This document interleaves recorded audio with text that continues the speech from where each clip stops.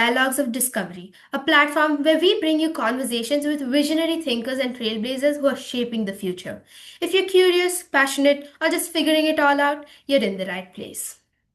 Each episode brings you insights, experiences, and advice from the lives and minds of remarkable people, scientists, innovators, and creators, so you can get inspired, explore, and start carving your own path forward. Listen on to uncover more. Today, we have the pleasure of welcoming Professor Arun Pati, a leading quantum physicist known for his contributions to quantum information theory. His work, including the quantum no deleting and no hiding theorems, has reshaped the understanding of information in the quantum world, and is widely admired for the clarity, depth, and insight he brings to some of physics' most complex questions. Professor Pati is a pioneering expert in theoretical research in the field of quantum physics and has worked in many prestigious institutions across India. He has been a professor and head of Center for Quantum Science and Technology at the IIIT Hyderabad and at the Harish Chandra Research Institute in Allahabad. He is also the national coordinator for the Quantum Enabled Science and Technology Quest program. Currently, he serves as the director of the Quantum Ecosystem and Technology Council of India in Hyderabad and as the director of R&D at Synergy Quantum. We are very excited to listen and dive deeper into his inspiring journey today. Thank you, Professor, for taking the time out to do this in spite of your busy schedule.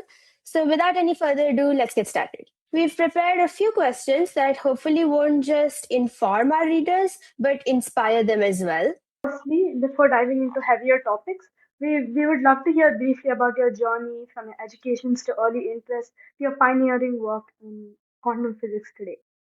Yeah, so basically, I am from a remote village in Odisha. So I was born, in a small village near so-called small city in Belagunda in Ganjam district of Odisha. And I did my schooling and college in a small town in Aska uh, up to my BSc, almost graduate level. And then I moved to Berhampur to do my master degree there. And then after that, I joined, as a scientist in Bhava Atomic Research Center in 1988. Uh, as a training, they have a training, one training program. And after that, I joined as a scientist there in 1999. And then during my tenure there in BARC in BARC, I did my research in quantum foundation and quantum computing. I started the research, way back in 1990s.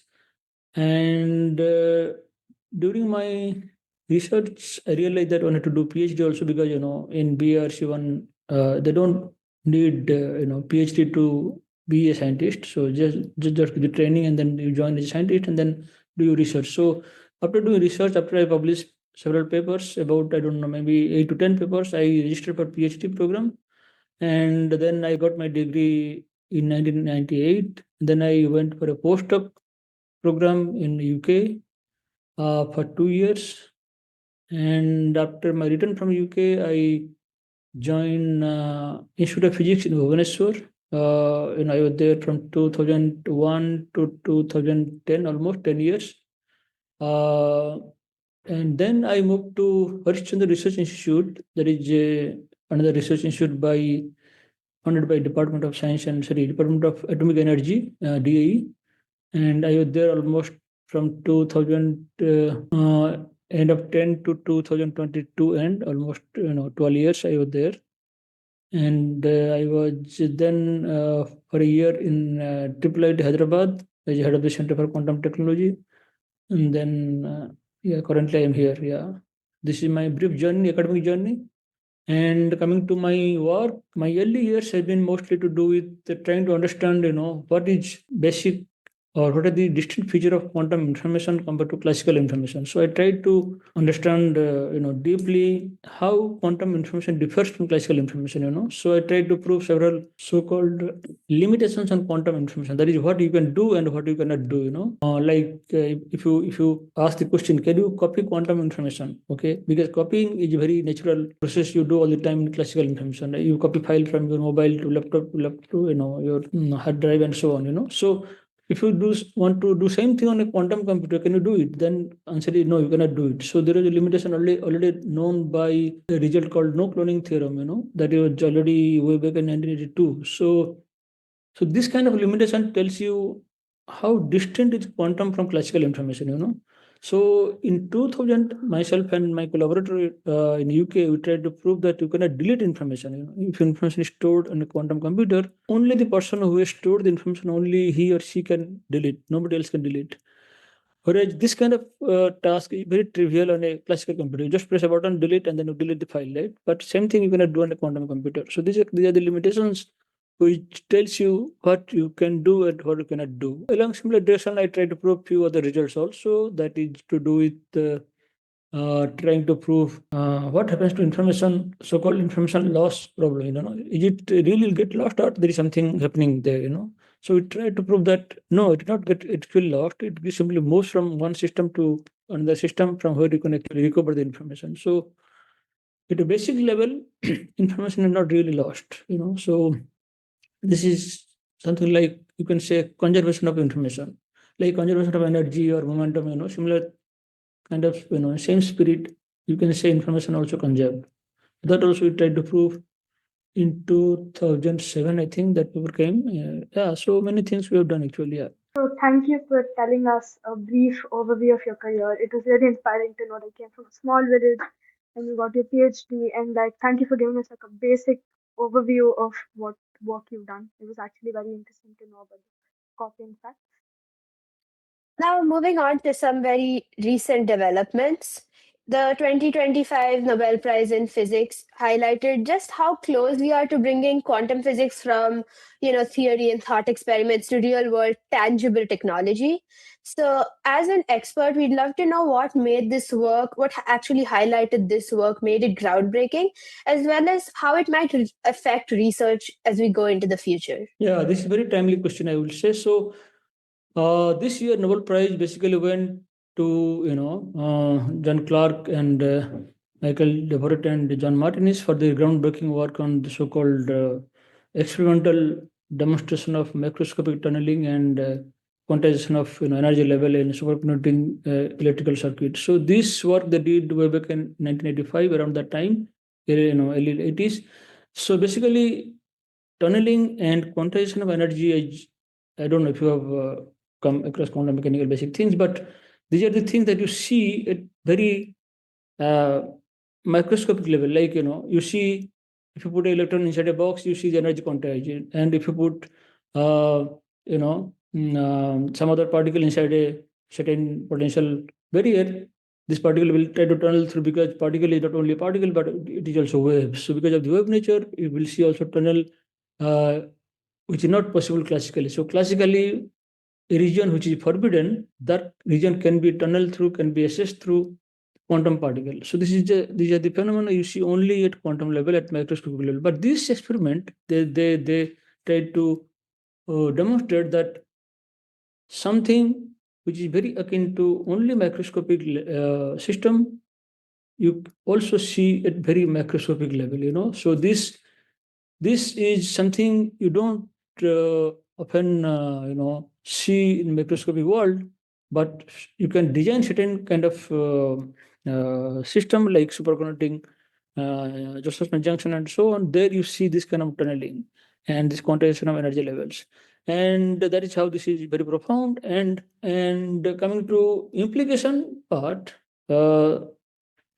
these kind of discoveries laid the basic foundation, for the present day quantum processor. The quantum computing processor that you might have heard in a newspaper, that Google and IBM, they use basically superconducting platform. So there they use this kind of systems to store and process information. So basically these are the building block of quantum computer, a future quantum computer. So in future, if you want to scale up the quantum computing hardware or quantum computing platform, you need this kind of devices. That's where this makes this breakthrough really going to have a deep impact. Yeah. That's very interesting because it's really showing, how quantum has been for so long an abstract concept, and finally it's becoming something tangible, something that might become a daily concept. And it was foundational research from a really long time ago, you said, and it's very, very interesting. Thank you. On the note of discoveries, was there ever a Mm-hmm. moment when you felt, when you were like a student, did you ever feel, wow, this is what I want to do when you looked at quantum physics and Yeah. got fascinated by it? Yeah. Yeah, this I will answer very in a very interesting way because this is something very close to the. I mean, the answer is very close to my heart. Before I answer this question, I mean this so-called this wow moment, and why I thought I should do quantum mechanics. Before this, actually, I was more interested in so-called writing poems and poetry and doing painting, and maybe maybe at some point I thought maybe I should go for acting. I should do something in film line or write songs and so on. I become music director and so on. But when I was in BSc, till that time we didn't have quantum mechanics full course. All we had was something called course on modern physics, that has chapters studying from electronics to diodes and also little bit about so-called quantum mechanics, basic things like wave particle duality and things like that. So when our teacher introduced so-called the wave particle duality, I was really fascinated. How can a entity, at quantum level or at microscopic level, both behave like wave and particle? So I thought maybe something wrong. We don't understand clearly what exactly it is. So that is the moment, I thought, no, I should pursue quantum mechanics. There is something missing in quantum mechanics. I should try to discover that what is exactly these quantum entities are they real wave or the real particle or they are something else. And that is the I will say that is the wow moment. I would say that really changed my trajectory, to become a researcher in quantum physics or quantum computing later on. And I should also add that the question that I started at that time, this is still a subject. I mean, still a subject of research. I mean, you don't know the answer to this question. So till now, the current understanding is any quantum entity is both wave and particle. But if you ask the question, is it really so, or there's something else? The answer we don't know. Okay, it may be true that this quantum entities are something different. And we have only partial knowledge. They behave like wave, they behave like particle, depending on the circumstance, depending on the experimental arrangement that we design. But at the deepest level, there may be something else. We don't know. Who knows? So this question is still open. So the question that I started at that time, I mean, 30, 40 years back, still is in my mind and still is very active area of research. So, that is why this is so exciting. So, yeah. That was actually very fascinating to know, like, what questions. And, it's very Yeah. inspiring that you get those thoughts and then you go forward with it and it completely changes everything. Yeah. Yeah. So now I'd like to flip the conversation a bit. Quantum mechanics sometimes can be seen as something that's extremely counterintuitive. So, have you ever had an experience in your career where a concept or even a result for that matter surprised you that was completely unexpected and maybe it even changed the way that you think about the whole field today? Yeah. So, in quantum information, there is one discovery which really surprised. I mean, many people got surprised. Is so-called quantum teleportation. And quantum teleportation is something which people thought that it is only a kind of imagination, that happens only in science fiction. Many, I mean, if you go back to some Hollywood movie or maybe Star Trek or maybe the movie The Fly, you will see that there is some person who enters a device and then presses a button and then disappears and appears in some other planet. That is kind of what is depicted in teleportation. Teleportation basically means you destroy an object in one location and recreate the same object at a distant location. Okay, this is teleportation. But this was kind of imagination which people thought, okay, this is only a kind of fictional, uh, science fiction kind of thing. But never, people thought never could be realized. But in 1993, when people theoretically proposed this idea of quantum teleportation, that was really something shocking, something groundbreaking, and still it continues to play a major role in this emerging field of quantum information. So in teleportation, quantum teleportation, I would say the most fascinating, most important discovery, and most simplest discovery. The equation you will not understand now, because you need to learn a little bit more. Once you reach graduate level, you will understand. But what I'm trying to say is this equation you need to explain quantum teleportation is so simple, and yet it is so elegant, so profound, and so stunning that everyone in community, they do believe that quantum teleportation is one of the most miraculous discovery of quantum mechanics.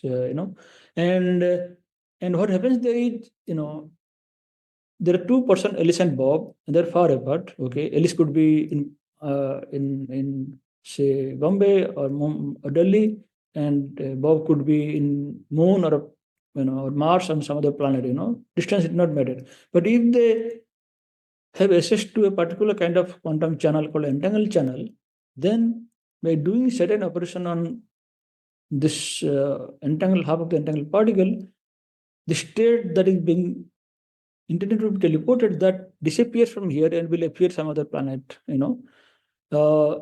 And all they need is this entangled channel, and then they have to communicate through some classical channel. So using only this two channel, they will be able to do the teleportation, which is not, I mean, prior to this discovery, people thought this is only possible in science fiction, but now it is not a fiction, it is reality, and actual people did experiment, and not one or two, many experiment groups, they actually verified the idea. This is one of the beautiful discovery, I would say. Yeah. Yeah, that's really interesting how something went from something that was practically magic to what you said was, for experts, a simple equation and became to be realized. Yeah.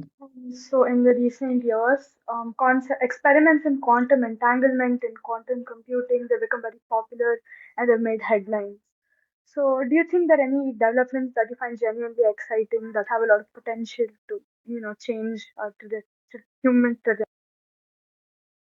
Yeah, I would say, yeah, there are many, but I would say recently the two experimental progress, I would say, which appears to be more, more so-called exciting. One is to do with design of so-called logical qubit from physical qubit. Okay, so if you want to build a quantum computer, you have to build so-called fault tolerant, I mean error correction inbuilt quantum computer. Quantum computer which will have inbuilt error correction methods. So those are called fault tolerant. That means if something goes on wrong while doing computation, your system should be able to tolerate those errors, or should be able to correct the errors. Okay, so to do that, you have to encode your information on a quantum computer using many physical qubit. Okay, physical qubit could be your atom or ion or superconducting, so-called Josephson junction, and all this stuff. So to build logical qubit, you need many physical qubits. So what recently they have shown that if you build logical qubit, they are able to sustain more coherence, more so-called this quantum feature for longer time. So because if you do that, then you can do more number of gate operation on a quantum computer, more number of you can run algorithm more, much more for longer duration and so on. So that is something which seems to be exciting. And another thing is notice is something to do with the current trend that there are many, if you see the news, quantum news items, what is going on all over the world, you will see that Google, IBM, they are building many like 1,000 qubit or 6,000 qubit quantum processor. But then, what kind of things you can do on those kind of systems? Because those are not fault tolerant, those are not so-called error free. They are something to technical. They are called noisy quantum computer, because any external disturbance to your system will induce some noise, and that will hamper your computation. Okay, that will disturb your computing ability. So the next question that comes is how or what best you can do. What are the things that you can do on these kind of noisy devices? Okay, if you can show some advantage, some supremacy, some benefit on these devices compared to classical computer, then you will say, yes, these are useful, okay? So in that direction, there are certain claims, certain, progress people have already seen. So that seems to be very exciting, I would say. Yeah. It's actually really interesting to know about what goes on behind. You'll see the Mm. line, and most of us don't know what actually goes on behind. So that Yeah. explanation makes it cool to do this. So, speaking of developments and experiments, sometimes research involves a lot of long hours of uncertainty where you don't know where something is going, where something is going to lead to. So, we'd love to hear a story from your own career where perseverance, patience, actually waiting for the results mattered more than getting them immediately. Yeah, this is a very pertinent question, I would say. And in research, often that is the case, what you said. I mean, you don't get interesting result or breakthrough result immediately. It takes time. So perseverance is the most crucial thing, I would say. You need to wait, and you need to refine your results. You need to think more deeply. All the things takes time. So most important thing is you should get ideas. Ideas finally may fail, but this failure should not be treated as a setback, but it should treated as a kind of guidelines. It should those failures should guide you to try some new idea, or to discover something new. So never think that this idea failed. Oh, so nothing is going to work. No, not that. So one idea may fail, and second idea may fail, but if you keep on getting new ideas, at least out of 10 idea, one idea will work, right? So you have to keep getting new ideas. That is again one of the most crucial thing you should think, should keep in mind while entering research.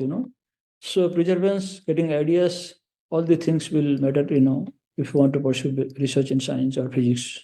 Yeah, I think that's very important, like you said. And I love the idea of how just waiting could mean you understand something more and understand something better.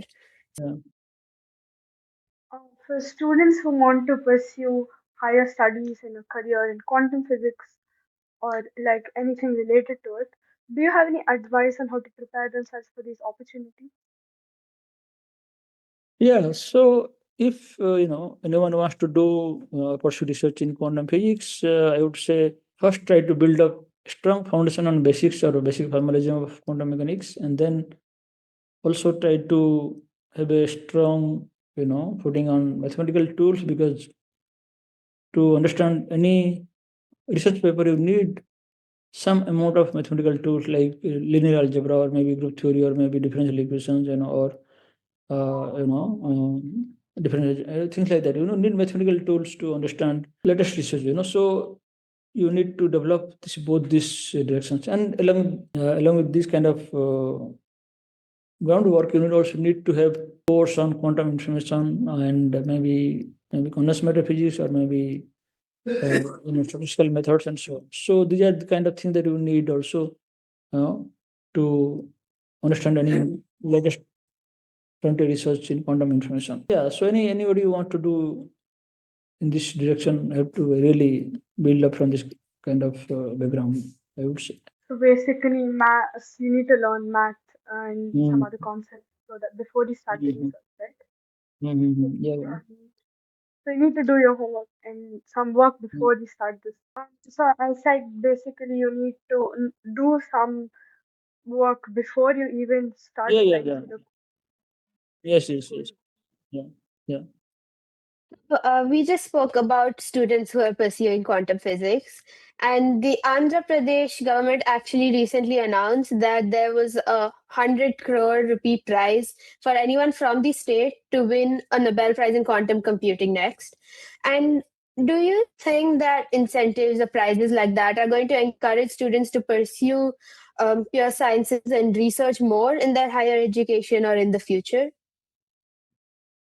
Yeah, this sounds, exciting. But I would say that this kind of announcement will certainly have impact, in terms of visibility, or attracting wider audience, maybe from student, or maybe from investors, or maybe from other interested people. But to do basic and fundamental science or research, you don't need prize money, because anyone who would like to pursue his career in research, his main goal will be to understand or to investigate or to know what is the how nature works. That is the basic philosophy. I mean, nobody enters research for the sake of money. Of course, money is important, but that is kind of secondary. I mean, if you say that, okay, I will give you 100 crore, you get Nobel Prize. That is not really going to work. This is my thinking and my view. But at the same time, yes, I mean, this is good to say that, okay, people are aware of this quantum technology, people are aware of the importance of the field, and they're talking about the field, so that is good. But what they should do is they should try to strengthen the infrastructure and to encourage the students in basic science. They should provide more fellowship for PhD program, maybe more postdocs, and maybe they should support universities and research institute in terms of equipment and research support and so on. So if they do that, more they will able to attract more students, more younger generation, and that will ultimately lead to some breakthrough results. So that's how it should work, I would say. Yeah. Yeah, I think what you said is very true. Like, it's not going to help them, but it might be the first step that gets them interested. Yes. So finally, our last question for today. If you could give one message to young people looking to pursue research in quantum physics or any like pure science in general, what would it be? So my advice would be, often I say to students that creativity is, more important than ability. There is no dead end in science. Finally, ultimately, it depends on your imagination and your creativity to do something new. So just explore, be curious, and be open to new ideas, and you will do wonders. That is really good advice, especially for students right now. With we have so many resources available, so it's really nice to be curious, and we will be able to find answers definitely. Thank you so much for taking the time to speak with us, Professor. We really enjoyed our conversation with you today. We all learned a lot from it. And, the stories you shared, your insights, your belief in the future of quantum physics, it's all been truly inspiring for us. And I definitely learned a lot from it. And I'm sure it'll inspire our listeners as well. Thank you. Thank you. Thank you for inviting to this platform, and wish you all the best for your future career. Yeah. Thank you for joining us on this journey of ideas, inspiration, and innovation. We hope this conversation sparked curiosity and reminded you that behind every great discovery is a human story of passion, purpose, and persistence. Until next time, stay curious, stay inspired, and keep learning because the future is being built by the questions you ask today. This is Dialogues of Discovery, signing off.